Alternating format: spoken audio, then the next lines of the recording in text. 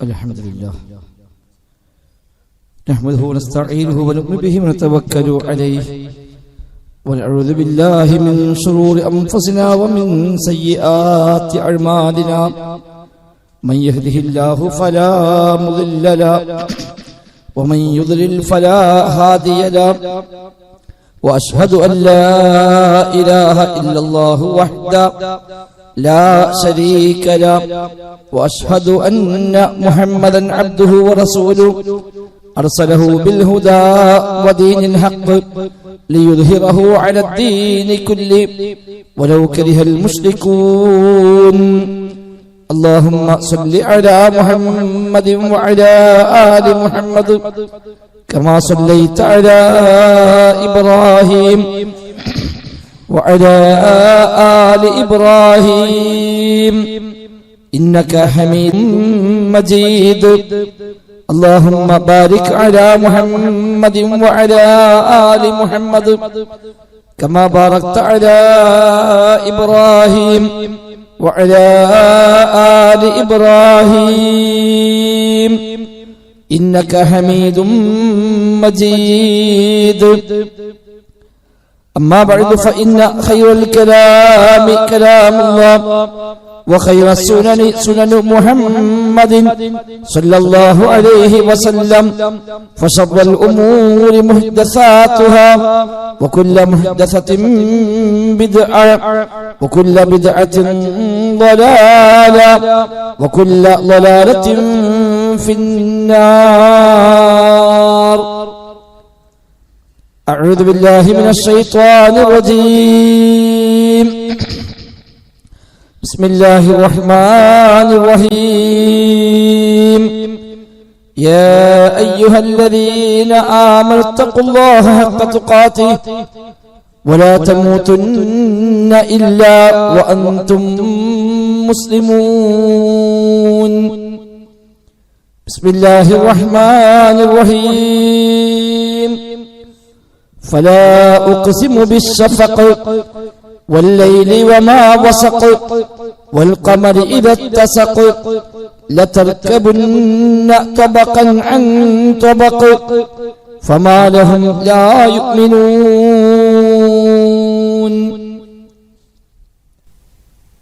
സത്യ വിശ്വാസികൾ റഹ്മാനായ റബ്ബ് സുബ്ഹാനഹു വ തആലയുടെ നിയമനിർദ്ദേശങ്ങൾ കഴിവിന്റെ പരമാവധി ജീവിതത്തിൽ പാലിക്കാൻ ശ്രമിച്ചുകൊണ്ട് മുത്തഖീങ്ങളായി ജീവിക്കണം എന്ന് പ്രത്യേകമായി ഓർമ്മപ്പെടുത്തുകയാണ്. അല്ലാഹു സുബ്ഹാനഹു വ തആല നമുക്കെല്ലാം അതിന് തൗഫീഖ് പ്രദാനം ചെയ്യുമാറാവട്ടെ. ജീവിതത്തിലെ എല്ലാ മേഖലയിലും അല്ലാഹു തആല അവന്റെ ഖൈറും ബറക്കത്തുമെല്ലാം നമ്മിൽ ധാരാളമായി വർഷിക്കുമാറാവട്ടെ. ദുആ ചെയ്യാൻ പ്രത്യേകമായി പറഞ്ഞേൽപ്പിച്ച സഹോദരങ്ങൾ അല്ലാഹു തആല അവന്റെ നിഅ്മത്തുകൾ ധാരാളമായി വർഷിക്കുമാറാവട്ടെ. രോഗിയായി കഴിയുന്ന ആളുകൾക്ക് അല്ലാഹു തആല ശിഫ പ്രദാനം ചെയ്യുമാറാവട്ടെ. നമ്മിൽ നിന്ന് മരണപ്പെട്ടു പോയ വിശ്വാസികൾക്കെല്ലാം അല്ലാഹു തആല മഗ്ഫിറത്തും റഹ്മത്തും നൽകി അനുഗ്രഹിക്കുമാറാവട്ടെ. നമ്മുടെ പ്രദേശത്തെ ഇസ്ലാഹി കാരണവരായ അടിവാരം BP ഹംസ സാഹിബ് വളരെ പ്രയാസകരമായ അത്യാസന്ന ഘട്ടത്തിലൂടെയാണ് കടന്നുപോയിക്കൊണ്ടിരിക്കുന്നത്. അല്ലാഹു തആല അദ്ദേഹത്തിന് അവന്റെ റഹ്മത്ത് ബറക്കത്തുമെല്ലാം ചൊരിയുമാറാവട്ടെ. വിശുദ്ധ ഖുർആൻ 84-ാം അധ്യായം സൂറത്തുൽ ഇൻശിഖാഖിലെ 16 മുതൽ 20 വരെയുള്ള ആയത്തുകളാണ് ഓതിവെച്ചത്. കഴിഞ്ഞ ഖുതുബയിൽ നാം സൂചിപ്പിച്ചു, ഓരോ വർഷം പിന്നിടുമ്പോഴും നമ്മുടെ ആയുസ് അവസാനിച്ചുകൊണ്ടിരിക്കുകയും അല്ലാഹുവിലേക്ക് അടുത്തുകൊണ്ടിരിക്കുകയുമാണ് എന്ന യാഥാർത്ഥ്യം. യഥാർത്ഥത്തിൽ നമ്മൾ എന്ന് പറയുന്നത്, ജീവിതം എന്ന് പറയുന്നത് തന്നെ ദിവസങ്ങളും ആഴ്ചകളും മാസങ്ങളും തന്നെയാണ്. അതല്ലാതെ മറ്റെന്താണ് ഒരു മനുഷ്യന്റെ ജീവിതമെന്ന്? ആയുസ് എന്നാൽ അവൻ ജീവിക്കുന്ന ദിവസങ്ങളാണ്. ഈ ദുനിയാവിലുള്ള അവന്റെ ക്യാപിറ്റൽ, മൂലധനം എന്നത് നമ്മൾ ജീവിച്ചുകൊണ്ടിരിക്കുന്ന സമയങ്ങൾ, ദിവസങ്ങൾ. അതാണ് യഥാർത്ഥത്തിൽ ഒരു മനുഷ്യന്റെ ജീവിതമെന്ന്. താബഈ പ്രമുഖനായ 500ഓളം സ്വഹാബിമാരെ കണ്ട് മതം പഠിച്ച ഹസൻ ബസ്രി റഹിമഹുല്ല 110-ലാണ് അദ്ദേഹം വഫാത്താകുന്നത്. അദ്ദേഹം നൽകുന്ന ഉപദേശങ്ങളിൽ ഈ ഒരു ആശയം കാണാം. അദ്ദേഹം പറഞ്ഞു, യബ്ന ആദം അൻത അയ്യാം, അല്ലയോ മനുഷ്യപുത്ര, അൻത അയ്യാമുൻ, നീ എന്ന് പറഞ്ഞാൽ ദിവസങ്ങളാണ്. കുല്ലമാ ദഹബ യൗമുൻ ദഹബ ബഅദുക, ഓരോ ദിവസം കഴിഞ്ഞു പോകുമ്പോഴും നിന്റെ ഓരോ ഭാഗമാണ് അങ്ങനെ കഴിഞ്ഞുകൊണ്ടിരിക്കുന്നത്. നീ എന്ന് പറഞ്ഞാൽ അയ്യാം, ദിവസങ്ങൾ. ദുനിയാവിൽ ജീവിക്കാൻ എത്ര സമയം നിശ്ചയിക്കപ്പെട്ടത്, ആ ദിവസങ്ങൾ അതാണ് നീ. അതിലൊരു ദിവസം കഴിഞ്ഞു എന്ന് പറഞ്ഞാൽ നിന്റെ ഒരു ഭാഗം കഴിഞ്ഞുവെന്നാണ്. ഒരു മാസം കഴിഞ്ഞു എന്ന് പറഞ്ഞാൽ കുറച്ചുകൂടെ വലിയ ഭാഗം കഴിഞ്ഞുപോയി. വർഷങ്ങൾ മുന്നോട്ട് പോകും തോറും നിന്റെ ഭാഗമാണ് അങ്ങനെ പോയിക്കൊണ്ടേയിരിക്കുന്നത് എന്ന് താബിഈയായ ഹസൻ ബസ്രി റഹിമഹുല്ലാഹ് നമ്മെ ഓർമ്മപ്പെടുത്തുന്നുണ്ട്. ആ തിരിച്ചറിവാണ് സഹോദരങ്ങളെ നമുക്ക് എപ്പോഴും ഉണ്ടാവേണ്ടത്. നമ്മുടെ യഥാർത്ഥ മൂലധനം മുടക്ക് മുതൽ ഈ ദിവസങ്ങളാണ്. ആ ദിവസങ്ങളെ എങ്ങനെ പ്രയോജനപ്പെടുത്തി, അതെങ്ങനെ ഉപകാരപ്രദമാക്കി മാറ്റി, അതാണ് പ്രധാനം. പക്ഷെ മഹാഭൂരിപക്ഷം ആളുകളും ആ തിരിച്ചറിവില്ലാതെ സമയമെന്ന നിഅമത്തിനെ, സമയമെന്ന അനുഗ്രഹത്തെ ഒരു വിലയും കൽപ്പിക്കാതെ അത് പാഴാക്കിക്കൊണ്ടേയിരിക്കുകയാണ്. എന്തിനാണ് നമ്മൾ ദിവസങ്ങൾ, സമയങ്ങൾ ഉപയോഗിക്കുകയെന്ന് പോലും ആലോചിക്കാതെയാണ് പലപ്പോഴും ഈ സമയത്ത് നാം വിനിയോഗിക്കുന്നത്. നബി തങ്ങൾ പറഞ്ഞുവല്ലോ, നിഅമതാനി മഗ്ബൂനും ഫീഹിമാ കസീറും മിനന്നാസ്, രണ്ട് അനുഗ്രഹങ്ങൾ, രണ്ട് നിഅമത്തുകൾ, അതിൽ ഭൂരിപക്ഷം ആളുകളും വഞ്ചിതരാണ്. ഒന്ന് അസ്ഹത്തു, ആരോഗ്യമാണ്. രണ്ട് വൽ ഫറാഗ്, ഒഴിവ് സമയമാണ് എന്നാണ്. ആരോഗ്യം നിഅമത്താണ്, നമുക്കെല്ലാം അറിയാം. പക്ഷെ ഒഴിവ് സമയം എന്നത് ഒരു നിഅമത്താണ് എന്ന് പലപ്പോഴും നമുക്കങ്ങനെ മനസ്സിലായിട്ടില്ല. രോഗമുള്ള ആളുകൾ കാണുമ്പോഴാണ് ആരോഗ്യത്തിന്റെ വില പലപ്പോഴും നമ്മൾ തിരിച്ചറിയാറുള്ളൂ. എന്നാലും ആരോഗ്യം എന്ന നിഅമത്ത് നമുക്കറിയാം. പക്ഷെ സമയം, വിശിഷ്ട ഒഴിവ് സമയം, അത് നിഅമത്താണ് എന്ന് പലപ്പോഴും മനസ്സിലാവാറില്ല. ഒന്ന് ഫ്രീ ആണ്, ഒന്ന് അടിച്ചു പൊളിക്കണമെന്നാണ് പലപ്പോഴും വിചാരിക്കാറുള്ളത്. അതല്ലെങ്കിൽ ആ നിലക്കുള്ള എന്തെങ്കിലുമൊക്കെ ചില നമ്മൾ വിചാരിച്ച പ്ലാനുകൾ അതിനുവേണ്ടി ഇന്നത്തെ ഈ ഫ്രീ ടൈം, ഇന്നത്തെ ഈ ഒഴിവ് ദിവസം ഉപയോഗിക്കണമെന്നാണ് പലപ്പോഴും ചിന്തിക്കാറുള്ളത്. ഇന്നൊരു ഒഴിവ് ദിവസമാണെങ്കിൽ ഇന്നലെ ഇല്ലാത്ത നിഅമത്താണ് അതിലൂടെ ലഭിച്ചത് എന്ന് തിരിച്ചറിയാൻ കഴിയുന്നില്ല. തിരക്ക് പിടിച്ച ദിവസങ്ങൾ, ആ സമയങ്ങൾ നിഅമത്താണ്. പക്ഷെ ഒഴിവ് ദിവസങ്ങളോ അതിലേറെ വലിയ നിഅമത്താണ് എന്ന തിരിച്ചറിവാണ് നമുക്ക് വേണ്ടത്. മുആദ് ബിൻ ജബൽ റളിയല്ലാഹു അൻഹു സ്വഹാബി നബിയിൽ ഉദ്ധരിക്കുന്ന റിപ്പോർട്ടിൽ കാണാം, നാളെ ഖിയാമത്തിൽ 5 ചോദ്യങ്ങൾക്ക് മറുപടി പറയാതെ ഒരു അടിമയുടെ കാലം കൊണ്ട് നീ എടുത്തു വെക്കാൻ പോലും സാധ്യമല്ല എന്നാണ്. അത് ഒന്ന് പറഞ്ഞത് അവന്റെ ആയുസ്സിനെ കുറിച്ച് ചോദ്യമുണ്ട്. എന്തിനാണ്, ഏത് കാര്യത്തിലാണ് ആ ആയുസ് അവൻ നഷ്ടപ്പെടുത്തി കളഞ്ഞു, തുലച്ചു കളഞ്ഞത് എന്ന ചോദ്യമുണ്ടാകുമെന്നാണ് 5 ചോദ്യങ്ങൾ ഒന്ന് പഠിപ്പിക്കപ്പെട്ടത്. ജീവിച്ച ഓരോ ദിവസങ്ങളെയും പറ്റി ചോദ്യമുണ്ട്. അവന്റെ ആയുസ് എന്ന് പറഞ്ഞാൽ ഈ ജീവിച്ച ദിവസങ്ങളാണല്ലോ, അതേക്കുറിച്ച് ചോദ്യമുണ്ട്. ഉപയോഗിച്ച ദിവസങ്ങളും ആഴ്ചകളും മാസങ്ങളും മണിക്കൂറുകളും എല്ലാം എങ്ങനെ വിനിയോഗിച്ചു, എന്തിനു വേണ്ടി ഉപയോഗിച്ചു എന്ന ചോദ്യമുണ്ട് എന്നാണ്. സഹോദരങ്ങൾ, നമ്മളൊക്കെ എന്തിനൊക്കെയാണ് സമയം വിനിയോഗിക്കുന്നത്? വെറുതെ തമാശകൾ പറഞ്ഞ്, ഗീബത്ത് പറഞ്ഞ്, മറ്റുള്ളവരുമായി അങ്ങനെ ഇടപഴകി ഒരു കാര്യവുമില്ലാതെ എത്ര മണിക്കൂറുകളാണ് നാം അങ്ങനെ കളഞ്ഞു നിർത്തിക്കൊണ്ടിരിക്കുന്നത്. കഴിഞ്ഞത് കഴിഞ്ഞു, വരാനുള്ളതിനെ വിനിയോഗിക്കുക, അതാണ് ഏറ്റവും പ്രധാനമെന്നാണ് മുൻഗാമികൾ നൽകുന്ന ഉപദേശങ്ങളിൽ കാണാമത്. യഹ്യ ഇബ്നു മുആദ് റളിയല്ലാഹു അൻഹു പറയുന്നു, ഇദാഅത്തുൽ വഖതി അശദ്ദു മിനൽ മൗത്ത് എന്നാണ്. സമയം പാഴാക്കുക എന്നത് മരണത്തെക്കാൾ ഏറെ ഗൗരവമുള്ള കാര്യമാണ്. കാരണം ലിഅന ഇദാഅത്തുൽ വഖതി ഇൻഖിതാഉ അൽ ഹഖി വ ഇദാഅത്തുൽ എന്നാണ്. അഥവാ സമയം പാഴായി പോവുക എന്നത് മരണത്തെക്കാളും ഗൗരവമാണ്. കാരണം മരണമെന്നാൽ അത് സൃഷ്ടികളിൽ നിന്നുള്ള ബന്ധം വിച്ഛേദിക്കുകയാണ് എങ്കിൽ സമയം കഴിഞ്ഞു പോവുക എന്നത് പടച്ച റബ്ബുമായുള്ള ബന്ധവിച്ഛേദനമാണ് എന്നാണ്. ഒന്ന് റബ്ബിനെ കുറിച്ചുള്ള റബ്ബുമായുള്ള ബന്ധവിച്ഛേദനമാണ്, മറ്റൊന്ന് പടപ്പുകളുമായുള്ള ബന്ധവിച്ഛേദനമാണ്. അതുകൊണ്ട് മരണമല്ല വലുത്, അതിനേക്കാളും വലിയത് ഈ ഒരു സമയത്തെ പാഴാക്കലാണ്, അത് ദുർവിനിയോഗം ചെയ്യലാണ് എന്നാണ് പഠിപ്പിക്കപ്പെട്ടിരിക്കുന്നത്. ആ നിലയ്ക്കുള്ള ഉപദേശങ്ങൾ നമുക്ക് കാണാൻ കഴിയും. ഫുദൈൽ ഇബ്നു ഇയാദ് റഹിമഹുല്ലാഹു ഹുസ്സയുടെ പ്രധാനപ്പെട്ട പണ്ഡിതന്മാരിൽ പ്രധാനിയാണ് അദ്ദേഹം. അദ്ദേഹത്തിനടുക്കൽ വന്നുകൊണ്ട് ഒരാൾ സംസാരിക്കാൻ വരുമ്പോൾ ഫുദൈൽ ചോദിക്കുന്നത് കാണുന്നുണ്ട്, എത്ര പ്രായമായി, വയസ്സെത്രയായി? അദ്ദേഹം പറഞ്ഞ വയസ്സ് 60 വയസ്സായി എന്നാണ്. ഫുദൈൽ ഇബ്നു ഇയാദ് റഹിമഹുല്ലാഹ് ആ മനുഷ്യരോട് പറഞ്ഞു കൊടുത്തു കാണാം, അഥവാ 60 കൊല്ലമായി നിന്റെ റബ്ബിലേക്ക് അടുത്തുകൊണ്ടേയിരിക്കുകയാണ്. 60 വയസ്സായി എന്നതിനർത്ഥം 60 കൊല്ലമായി നിന്റെ റബ്ബിലേക്കുള്ള സഞ്ചാരത്തിലാണ്, പ്രയാണത്തിലാണ്. ഇന്നല്ലെങ്കിൽ നാളെ നിന്റെ ലക്ഷ്യത്തിലേക്ക് നീ എത്തുമെന്ന് മാത്രമല്ല, റബ്ബിലേക്ക് അവൻ മടങ്ങി ചെല്ലും, റബ്ബിനെ കണ്ടുമുട്ടും. അതുകൊണ്ട്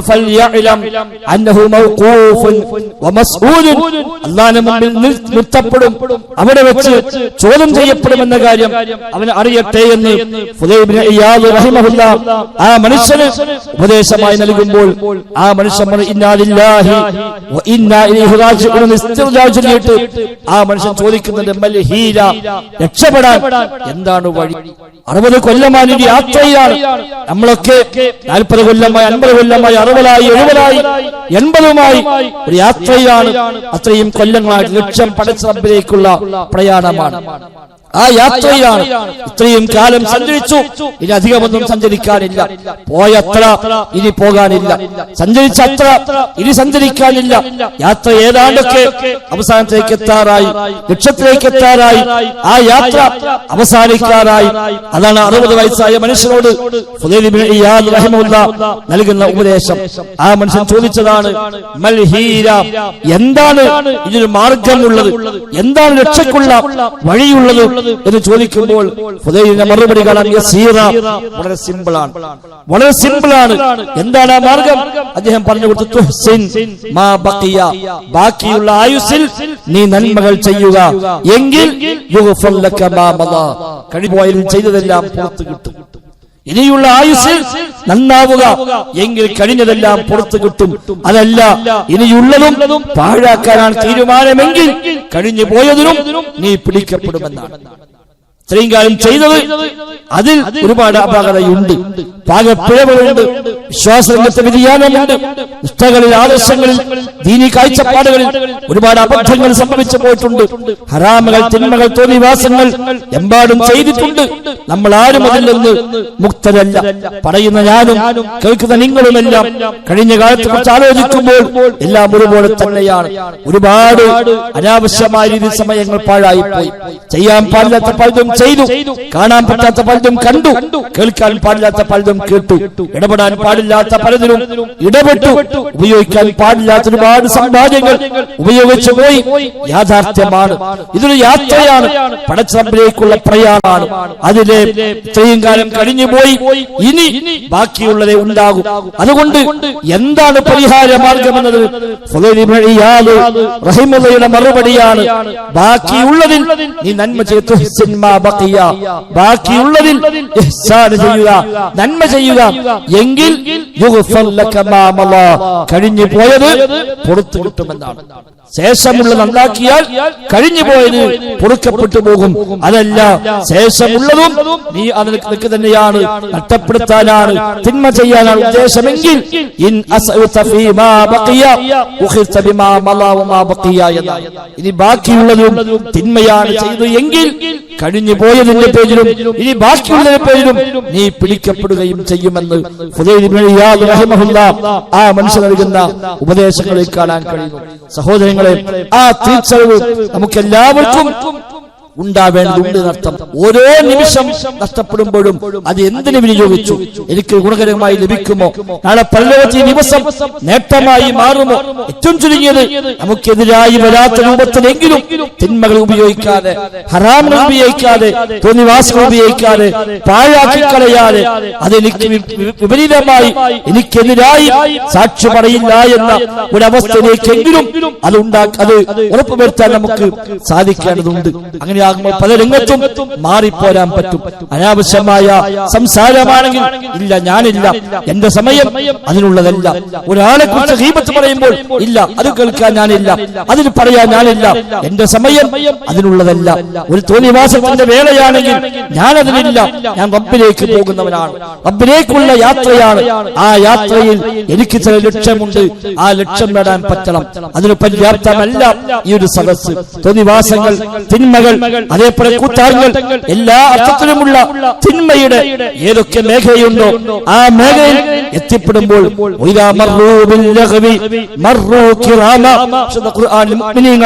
ലക്ഷണമായി അല്ലാഹു പറഞ്ഞു, എന്തെങ്കിലും അനാവശ്യമായ വേദികൾക്കരികെ നടന്നു പോകേണ്ടി വന്നാൽ മാന്യന്മാരായിക്കൊണ്ടവരോട് കടന്നു പോകുന്നുവെന്നാണ്. ഇടപഴകാൻ അവരില്ല. അവിടുന്ന് പോയി നോക്കാലോ, ഒന്ന് സന്തോഷിക്കാലോ, അതൊന്ന് ആസ്വദിക്കാമല്ലോ, ഇല്ല, അത് വിശ്വാസികളുടെ രീതിയല്ല. എന്നാണ് മാന്യന്മാരായി, കരീമുമാരായി അതിലൂടെ അവർ കടന്നു പോകുമെന്നാണ്. അവർക്കൊരിക്കലും ബാധകമല്ലാത്ത, ഇടപെടേണ്ടതില്ലാത്ത ഒരവസ്ഥയിലും ഇടപെടാൻ അവർ തയ്യാറാകുന്നില്ല എന്നർത്ഥം. അതാണ് വിശ്വാസികൾ ഓരോന്നിനെ കുറിച്ച് ആലോചിക്കും. എന്റെ ഈ സമയം ഞാൻ റബ്ബിന്റെ മുമ്പിൽ ചോദിക്കപ്പെടും, അതുകൊണ്ട് ഇതിനു വേണ്ടി ഉപയോഗിക്കുന്ന ഈ മണിക്കൂറുകൾ അത് റബ്ബ് ചോദിക്കുമ്പോൾ എന്താ എനിക്ക് പറയാൻ കഴിയുക എന്ന ആ തിരിച്ചറിവാണ്, ആ ബോധമാണ് വിശ്വാസിക്കുണ്ടാവേണ്ടത്. നാളെ പരലോകത്ത് കാലെടുത്ത് വെക്കണമെങ്കിൽ 5 ചോദ്യങ്ങൾക്ക് ഉത്തരം പറയേണ്ടതുണ്ട് എന്ന് പറഞ്ഞു. ഒന്ന് എന്ന് സൂചിപ്പിച്ചുവല്ലോ, അവന്റെ ആയുസ്സിനെ കുറിച്ചാണ്. ആ ആയുസ് ഏത് കാര്യത്തിലാണ് അവൻ തുലച്ചത്, നശിപ്പിച്ചത് എന്ന ചോദ്യമുണ്ട്.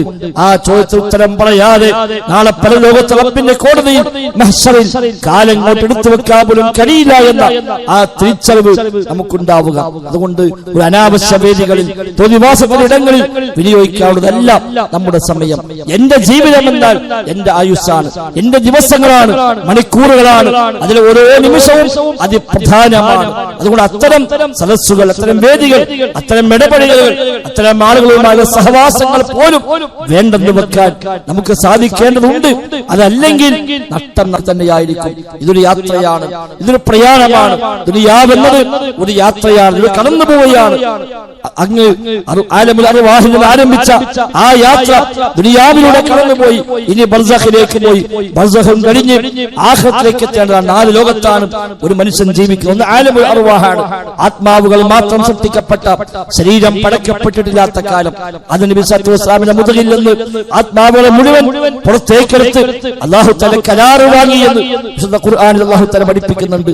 അലസ്തു ബിറബ്ബിക്കും, ഞാൻ റബ്ബല്ലയോ എന്ന് അല്ലാഹു ചോദിക്കുകയും ഖാലൂ ബലാ ശഹീദനാ, അതേ റബ്ബേ ഞങ്ങൾ സാക്ഷികളാണ് എന്ന് പറയുകയും ചെയ്തുവെന്ന് വിശുദ്ധ ഖുർആൻ അല്ലാഹു തആല പഠിപ്പിക്കുന്നു. അത് ആലമുൽ അർവാഹാണ്. ആ ആലമുൽ അർവാഹിലൂടെ കടന്നിട്ടാണ് പിന്നീട് ഈ ദുനിയാവിലേക്ക് നമ്മൾ എത്തിയത്. മാതാവിന്റെ ഗർഭാശയത്തിൽ ശരീരം സൃഷ്ടിക്കപ്പെട്ട് ആ ശരീരത്തിലേക്ക് 4-ാം മാസം ആ റൂഹിനെ കൊണ്ടുവന്ന് പ്രവേശിപ്പിച്ചതിലൂടെയാണ് ശരീരവും റൂഹും ഒന്നിച്ചുള്ള യാത്ര ആരംഭിച്ചത്. അതുപോലെ റൂഹുണ്ട്, ശരീരമില്ല.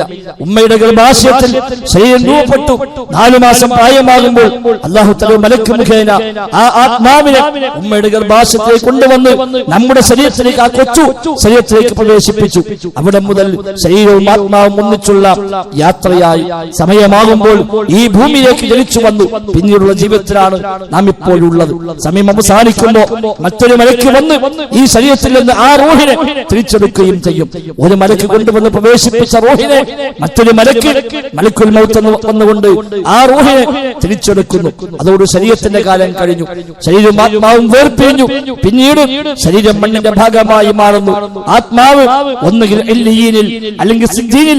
ഖുർആൻ പരിചയപ്പെടുത്തിയല്ല ഇന്ന കിതാബൽ അബ്റാർ ലഫി ഇല്ലിയീൻ വമാ അദ്റാക മാ ഇല്ലിയൂൻ കിതാബുൻ മർഖൂം യശ്ഹദുൽ മുഖറബൂൻ. വിശുദ്ധ ഖുർആൻ അല്ലാഹു തആല പറഞ്ഞു, മുഖറബീങ്ങളായ മലക്കുകൾ സാക്ഷി നിൽക്കുന്ന അടയാളം വെക്കപ്പെട്ട രേഖയാണ് ഇല്ലിയൂൻ. ആ ഇല്ലിയൂനിലാണ് പുണ്യവാത്മാക്കളുടെ ആത്മാവുകൾ ഉള്ളത്. അല്ലാത്തതാണെങ്കിൽ തിന്മ ചെയ്ത തോന്നിവാസികളാണെങ്കിൽ കിതാബുൽ ഫുജ്ജാർ തെമ്മാടികളുടെ കിതാബാണെങ്കിൽ അത് സിജ്ജീനിലാണ് എന്ന് വിശുദ്ധ ഖുർആൻ പരിചയപ്പെടുത്തുന്നു. ഖിയാമത്ത് വരെ അങ്ങനെയാണ്. ഖിയാമത്തോടുകൂടി ഈ ശരീരം വീണ്ടും എണീക്കുന്നു. ആ റൂഹും ശരീരവും വീണ്ടും സംഗമിക്കുന്നു. അങ്ങനെ രണ്ടാമത് ഉയർത്തെഴുന്നേറ്റ് പിന്നീട് അങ്ങോട്ട് അറ്റമില്ലാത്ത ജീവിതം. അതാണ് യഥാർത്ഥമായ ജീവിതം. ഒന്നുകിൽ നരകത്തിലേക്ക് അല്ലെങ്കിൽ സ്വർഗത്തിലേക്ക്.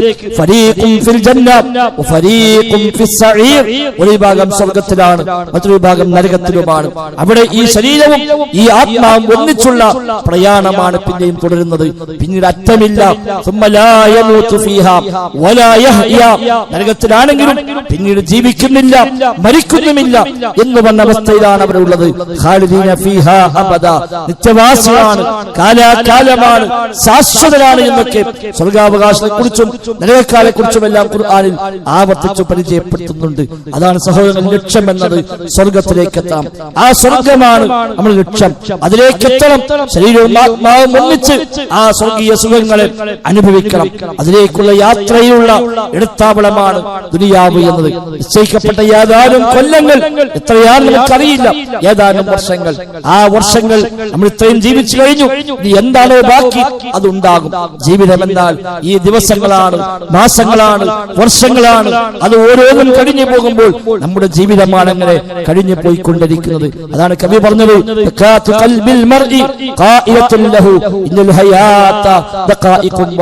എന്നാണ്. മനുഷ്യന്റെ ഹൃദയമിടിപ്പ് അവനോട് പറയുന്നുണ്ട് ജീവിതം എന്നത് മിനിറ്റുകളും സെക്കൻഡുകളുമാണ് എന്ന്.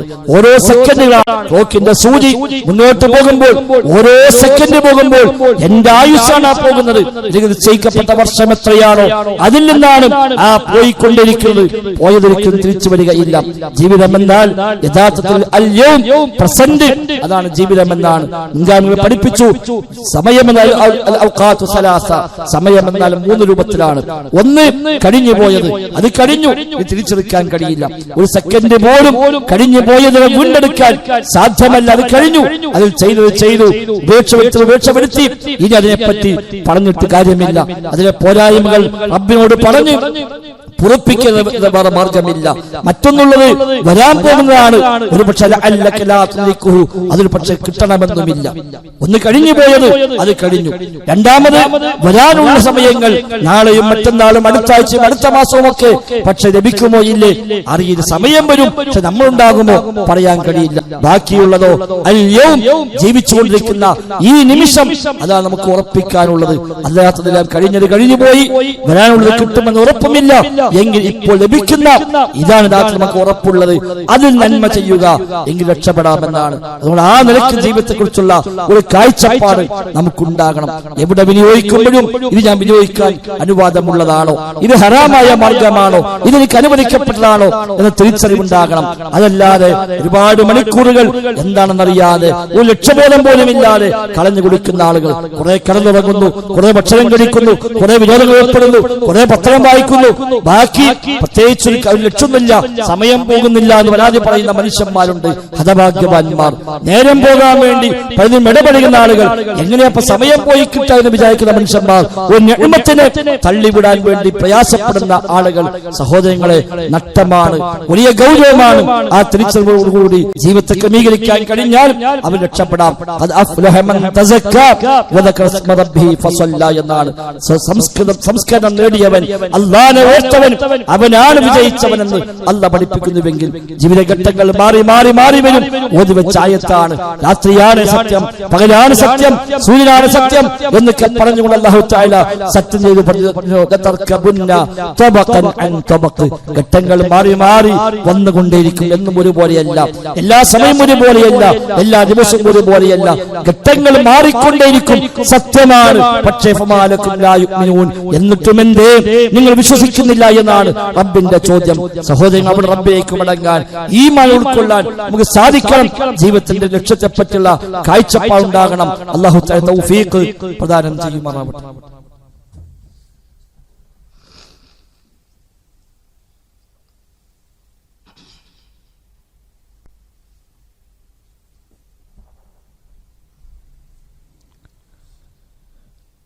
الحمدلله نحمده ونستعينه ونؤمن به ونتوكل عليه اللهم صل على محمد وعلى آل محمد كما صليت على إبراهيم وعلى آل إبراهيم إنك حميد مجيد.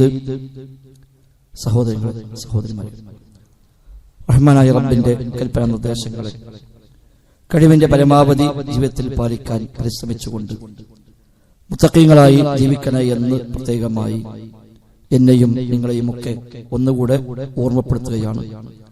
റബ്ബ് സുബ്ഹാനഹു വ തആല നമുക്കെല്ലാം തൗഫീഖ് പ്രദാനം ചെയ്യുമാറാവട്ടെ. എല്ലാ ദിവസവും എല്ലാ സമയവും പടച്ച റബ്ബിന്റെ സൃഷ്ടികളാണ്. അല്ലാഹു നിശ്ചയിച്ചതാണ്, അവൻ സൃഷ്ടിച്ചതാണ് ഓരോ നിമിഷവും. അതിനാൽ ദിവസങ്ങളും ആഴ്ചകളും മാസങ്ങളും മാറി മാറി വരുമ്പോൾ ആ ഓരോന്നിലും എന്തൊക്കെ ചെയ്യണമെന്ന് പ്രത്യേകിച്ചുണ്ടെങ്കിൽ അത് പടച്ച റബ്ബാണ് നിശ്ചയിച്ചു തരേണ്ടത്. ഉദാഹരണമായി വെള്ളിയാഴ്ചയാണ്. വെള്ളിയാഴ്ച മാത്രം സുന്നത്തുള്ള കുറെ കാര്യങ്ങളുണ്ട്. സ്വലാത്ത് വർദ്ധിപ്പിക്കൽ വെള്ളിയാഴ്ച സുന്നത്താണ്. അൽ-കഹ്ഫ് സൂറത്ത് പാരായണം ചെയ്ത് വെള്ളിയാഴ്ച സുന്നത്താണ്. ജുമുഅ വെള്ളിയാഴ്ച നിർബന്ധമാണ്. ഇങ്ങനെ ഈ ദിവസത്തിൽ അല്ലാഹു തആല നിർബന്ധമാക്കിയതുണ്ട്, സുന്നത്താക്കിയതുണ്ട്, ഹറാമാക്കിയതുണ്ട്. ബാങ്ക് വിളിച്ചാൽ പിന്നെ കച്ചവടം ഹറാമാണ്. വിശുദ്ധ ഖുർആൻ അല്ലാഹു പറഞ്ഞു, ഇദാ നൂദിയ ലിസ്സലാത്തി മിൻ യൗമിൽ ജുമുഅത്തി ഫസ്ഔ ഇലാ ദിക്രില്ലാഹി വദറുൽ ബൈ. വെള്ളിയാഴ്ച ദിവസം നിങ്ങളെ ഈ ഉത്ബോധനത്തിലേക്ക് വിളിക്കപ്പെട്ട് കഴിഞ്ഞാൽ നിങ്ങൾ വേഗത്തിൽ ചെല്ലണം, കച്ചവടം നിങ്ങൾ ഉപേക്ഷിക്കണം.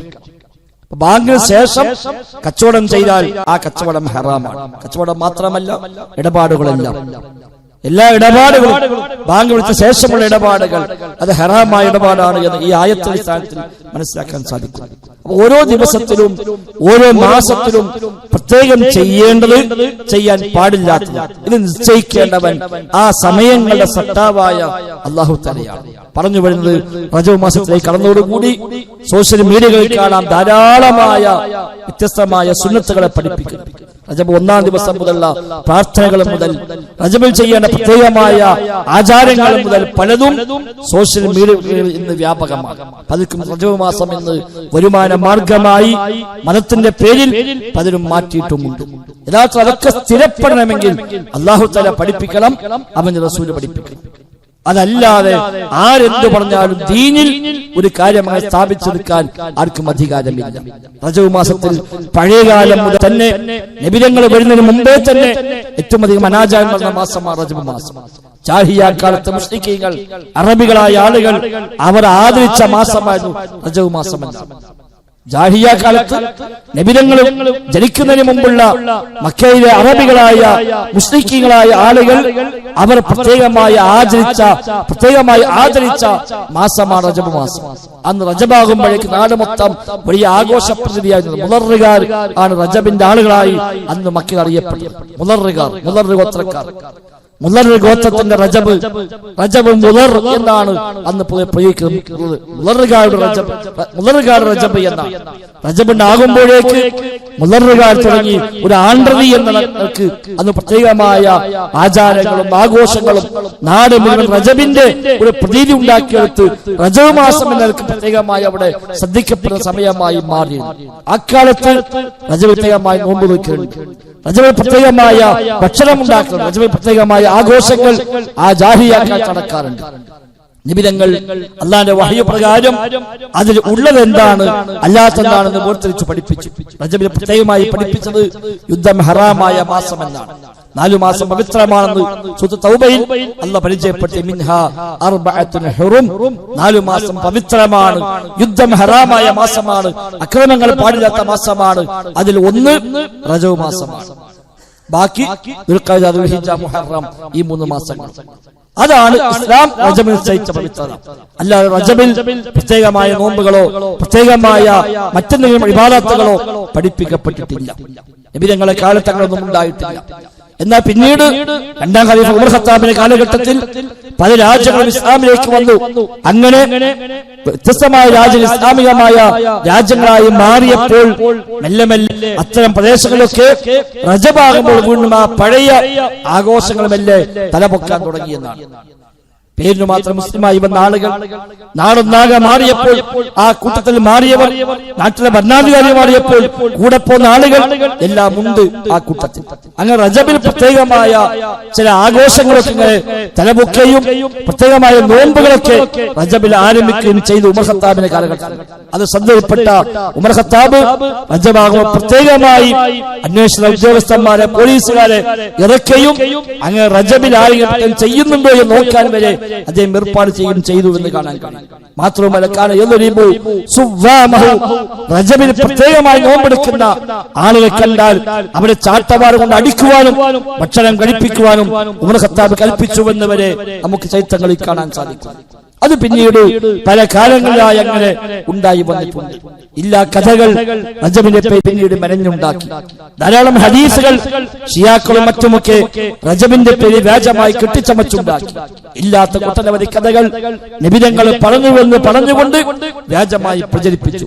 റജബിൽ ഒരു ദിവസം നോമ്പ് നോറ്റാൽ ഇത്ര കൂലിട്ടും, 2 ദിവസം നോമ്പ് നോറ്റാൽ ഇത്ര കൂലിട്ടും എന്ന് പറഞ്ഞ് ഓരോ ദിവസത്തെയും നോമ്പിന്റെ മഹത്വം പറയുന്ന കള്ളവചനങ്ങൾ നിബിധങ്ങളുടെ പേര് വ്യാജമായി പ്രചരിപ്പിക്കപ്പെട്ടു. ആദ്യകാലങ്ങളിൽ തന്നെ 3-ാം നൂറ്റാണ്ട് 4-ാം നൂറ്റാണ്ടിലൊക്കെ അത്തരം കഥകൾ വ്യാപകമായി പ്രചരിപ്പിക്കപ്പെട്ടു. ഓരോ ദിവസത്തെ നോമ്പിന്റെ മഹത്വങ്ങൾ, റജബ് മാസം ആദ്യം കണ്ടാളുള്ള നേട്ടം, ആദ്യം അറിയിച്ചാളുള്ള നേട്ടം തുടങ്ങി ഒട്ടനവധി കഥകൾ റജബിനെ പേരിൽ പ്രചരിപ്പിക്കപ്പെട്ടു. ഹിജ്റ 5-ാം നൂറ്റാണ്ടിൽ ഇബ്നു ദിഹത്തുൽ കൽബി എന്ന് പറയുന്ന അഹ്ലുസുന്ന പണ്ഡിതൻ അതൊരു ഗ്രന്ഥമെഴുതി എന്ന പേരിൽ റജബിന്റെ വിഷയത്തിൽ വ്യാജമായി നിർമ്മിക്കപ്പെട്ടവയിൽ ബാധ്യത നിർവഹണം എന്ന പേര് കിതാബ് എഴുതിയിട്ട് പറഞ്ഞു. റജബിനെ പേര് ഇങ്ങനെ കുറെ കഥകളുണ്ട്, ഈ കഥകളൊന്നും സ്ഥിരപ്പെട്ടത് ശരിയല്ല, വ്യാജമാണെന്ന് പറഞ്ഞ് സമൂഹത്തെ ബോധവൽക്കരിക്കാൻ വേണ്ടി 5-ാം നൂറ്റാണ്ടിൽ ഹിജ്റ 5-ാം നൂറ്റാണ്ടിൽ കിതാബ് എഴുതിയതാണ് ഇബ്നു ദഹിയ റഹിമഹുല്ലാഹ്. ഇത് 9-ാം നൂറ്റാണ്ടിൽ സ്വഹീഹ് ബുഖാരിക്ക് വ്യാഖ്യാനം എഴുതിയ ഇബ്നു ഹജർ അൽ അസ്ഖലനി റഹിമഹുല്ലാഹ് അദ്ദേഹം ഗ്രന്ഥമെഴുതി തബീയുൽ അജബ് ഫീമാ വറദ ഫീ ഫളാഇദ് റജബ്. റജബിനെ കുറിച്ചുള്ള ഫളാഇദ്, അതിൽ വന്ന അത്ഭുതങ്ങൾ പ്രകടിപ്പിക്കൽ എന്ന് പറഞ്ഞുകൊണ്ട് ആ രംഗത്ത് പ്രചരിപ്പിക്കപ്പെട്ട ഒട്ടനവധി കള്ളക്കഥകളെ അദ്ദേഹം കൃത്യമായി തുറന്നു കാണിച്ച് ഇതൊന്നും ശരിയല്ല, നബിതങ്ങളെ പറഞ്ഞതല്ല, നബിയിലേക്ക് വ്യാജമായി ചാർത്തിയതാണ്, നബിതങ്ങൾ ഇത് പറഞ്ഞിട്ടില്ല, ഇത് സ്ഥാപിച്ചുകൊണ്ട് ആൾക്കാർക്ക് അദ്ദേഹം ഗ്രന്ഥമെഴുതി. പല കാലങ്ങളിലും പണ്ഡിതന്മാർ അങ്ങനെ ദൗത്യം നിർവഹിച്ചിട്ടുണ്ട്. ആ ഒരു മറുവശം ഇന്നും സമൂഹത്തിൽ റജബ് മാസം പറക്കുമ്പോഴേക്ക് പ്രത്യേകമായ നിർദ്ദേശങ്ങൾ സോഷ്യൽ മീഡിയ വഴി വന്നുകൊണ്ടിരിക്കുകയാണ്. ഓരോ ദിവസം ചെല്ലേണ്ട ദിക്റെന്ന് പറഞ്ഞുകൊണ്ട് പ്രത്യേകമായ ദിക്റുകൾ, പ്രത്യേകമായ പ്രാർത്ഥനകൾ, പ്രത്യേകമായ പ്രാർത്ഥന സദസ്സുകൾ പോലും സംഘടിപ്പിക്കുന്നു. റജബ് മാസത്തിൽ ദുആ സമ്മേളനം എന്ന് പറഞ്ഞ് പലരും കൊണ്ടുവന്നു. മിഅ്റാജ് യാത്ര റജബിലാണ് എന്ന പ്രചാരണം അങ്ങനെ പറഞ്ഞ പ്രചാരണം മാത്രമാണ്. മിഅ്റാജ് യാത്ര എന്നാണ് എന്ന് വ്യക്തമായി പഠിപ്പിച്ചിട്ടില്ല. സ്ഥിരപ്പെട്ട ഹദീസിലെവിടെയും അത് പറഞ്ഞിട്ടില്ല. മുസ്ലിം ലോകത്ത് പഴയ കാലങ്ങളിൽ തന്നെ വ്യത്യസ്തമായ അഭിപ്രായമുണ്ട്. മിഅ്റാജ് യാത്ര ഏതു മാസമായിരുന്നു, ഏത് ദിവസമായിരുന്നു എന്നൊക്കെ വീക്ഷണ വ്യത്യാസമുണ്ട്. മിഅ്റാജ് കഴിഞ്ഞ ശേഷവും നബി തങ്ങൾ 10 കൊല്ലത്തിലേറെ ജീവിച്ചുവല്ലോ. ആ വർഷങ്ങളിൽ മിഅ്റാജിന്റെ പേരിൽ എന്തെങ്കിലും പ്രത്യേകം ചെയ്തിരുന്നുവെങ്കിൽ പിന്നെ എന്താണ് മിഅ്റാജ് എന്ന് തർക്കമുണ്ടാകുമായിരുന്നില്ല. എന്നാൽ വ്യത്യസ്തമായ അഭിപ്രായങ്ങൾ, അത് ഒരു അഭിപ്രായം മാത്രമാണ് റജബിലാണ് എന്നത്. അതിൽ തന്നെ 27 എന്നൊന്നും അങ്ങനെ ഒരു ഗണ്യമായ അറിയപ്പെട്ട അഭിപ്രായമൊന്നുമല്ല. പക്ഷെ അതൊക്കെ ഇന്നങ്ങനെ ഉറപ്പിച്ചു. റജബ് 27 മിഅ്റാജിൽ ഉറപ്പിക്കുകയും അന്ന് പ്രത്യേകം ദുആ സമ്മേളനവും അന്ന് പ്രത്യേകം പ്രത്യേക നോമ്പും പ്രത്യേക ഭക്ഷണവും എല്ലാം ഉണ്ടാക്കി റജബ് 27 എന്നത് മറക്കാൻ പറ്റാത്ത ഡേറ്റായി ഇത് സമൂഹത്തിൽ അങ്ങനെ പ്രചാരം നേടിക്കഴിഞ്ഞു. അവിടെയൊക്കെ നമ്മൾ തിരിച്ചറിയേണ്ടത് അല്ലാഹുവിന്റെ ദീനിൽ ഒരു കാര്യം ഉണ്ടെന്ന് പറയാൻ ഇല്ലെന്ന് പറയാൻ അതിനൊക്കെ പ്രമാണം ആവശ്യമുണ്ട്. അല്ലാഹ് നിശ്ചയിക്കണം, അല്ലാഹ് പഠിപ്പിക്കണം, റസൂൽ പഠിപ്പിച്ചു തരണം, എങ്കിലേ ദീനായി സ്വീകരിക്കാൻ നമുക്ക് നിർവാഹമുള്ളൂ. അല്ലാത്തത്തോളം കാലം എത്രായിരം മനുഷ്യന്മാർ ചെയ്താലും എത്ര നൂറ്റാണ്ടുകളായി അത് പ്രചരിക്കുന്നില്ലെങ്കിലും അതൊന്നും ദീനായി സ്വീകരിക്കാവതല്ല. പല രാജ്യങ്ങളും റജബിൽ 1-ാമത്തെ വെള്ളിയാഴ്ച രാവിലെ പ്രത്യേക നിസ്കാരം പോലും ഉണ്ട്. നമ്മുടെ നാട്ടിലേക്ക് എത്തിയില്ല എന്ന് മാത്രം. 1000 റക്അത്ത് നിസ്കാരം, സലാത്തുൽ അൽഫിയ എന്ന പേരുള്ള നിസ്കാരം ദമാസ്കസ് പോലെ സിറിയ പോലെ ഒക്കെയുള്ള പ്രദേശങ്ങളിൽ ഏതാണ്ട് 800-900 കൊല്ലമായി അത് ആചരിക്കപ്പെട്ടു പോരുന്നു. വ്യാജമായ ആലയം ഉണ്ടാക്കി വിട്ടതാണ് 1000 റക്അത്ത് നിസ്കരിക്കുക, അതേപോലെ 100 റക്അത്ത് നിസ്കരിക്കുക, 1000 ഖുൽ ഹുവല്ലാഹു ഓതുക എന്നൊക്കെയുള്ള രൂപത്തിലുള്ള സലാത്തുൽ അൽഫിയ, സലാത്തുൽ റഗായിബ് എന്ന പേരിൽ അറിയപ്പെടുന്ന നിസ്കാരങ്ങളൊക്കെ പഴയ കാലത്തുണ്ടായി. ഹിജ്റ 6-ാം നൂറ്റാണ്ടിലാണ് ആ നിസ്കാരം ആദ്യമായി ഉടലെടുത്തത് എന്നാണ്. അന്നാണ് ഇങ്ങനെ പള്ളിയിൽ വെച്ച് രാത്രി പ്രത്യേകമായ നിസ്കാരം തുടങ്ങി 100 റക്അത്ത് നിസ്കരിക്കുന്നു.